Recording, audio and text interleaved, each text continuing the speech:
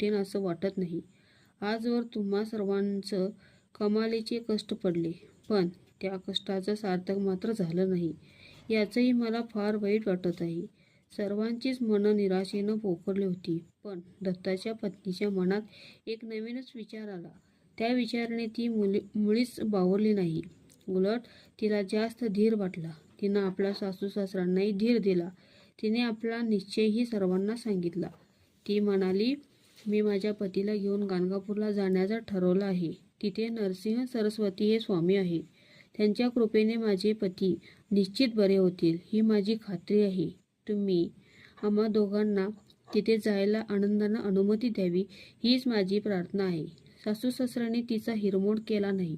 त्या दोघांना गाणगापूरला पाठवण्याची व्यवस्था केली. मुलाला डोलीतून पाठवण्याचं ठरवलं. त्याची पत्नी त्याच्याबरोबर पायी प्रवास करीत जाणार होती.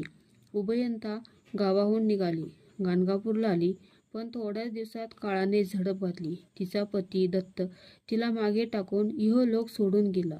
त्याच्या पत्नीनं खूप आक्रोश केला, ऊर पिटून घेतला. पतीपासून, त्या मूर्तदेहापासून ती क्षणभरही दूर सरण्यास तयार नव्हती. अनेकांनी तिची परोपरीनं समजूत घातली, पण तिचा निर्धार सुटला नव्हता. लोक जमत होते, पुढची तयारी करीत होते, पण तिचं सारं लक्ष पतीच्या चेहऱ्यावरून ढळत नव्हतं.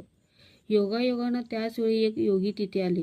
त्यांनी त्या दुःखी मुलीला पाहिलं. त्यांनीही समजुतीने सांगण्याची शिकस्त केली, पण व्यर्थ. शेवटी त्यांनी 4 रुद्राक्षाचे मणी तिला भेट दिले व मृत पतीला घेऊन संगमावर श्री नरसिंह सरस्वतींची भेट घेण्यास सुचविलं. ती तडक मृत पतीला इतरांच्या मदतीने घेऊन संगमावर आली. ती पतिव्रता स्त्री इतरांचा उपदेश ऐकून घेण्याच्या मनस्थितीतच नव्हती. तिला एकच इच्छा होती, ज्या विश्वासानं आणि निर्धारानं आपण आपल्या वृद्ध सासूला व सासऱ्याला खात्री दिली, ती पूर्ण न करता आपण पुन्हा त्यांना भेटायला गेलो, त्यांना त्यांच्या पुत्र निधनाची दुःखद घटना सांगितली, तर ते तात्काळ प्राण सोडतील. त्यांचं दुःख मलाही सतत अस्वस्थ करेल. या सर्व गोष्टी त्या अल्पवयीन मुलीने योगेश्वराला परोपरीनं पटविण्याचा प्रयत्न केला, पण जग रहाटीतला निसर्ग कोण कसा बदलणार? जो जीव जन्माला येतो तो केव्हा तरी मरणारच, मग तो मनुष्य असो वा अन्य कोणी असो. हा सृष्टी नियम कोणाला थांबवता येत नाही. हे खरं असलं तरी ज्या व्यक्तीला तो प्रसंग पाहावा लागतो, त्यावेळी त्याच्या अस्वस्थ मनस्थितीत तो तत्वज्ञानाचा विचार करण्यास असमर्थ बनलेला असतो.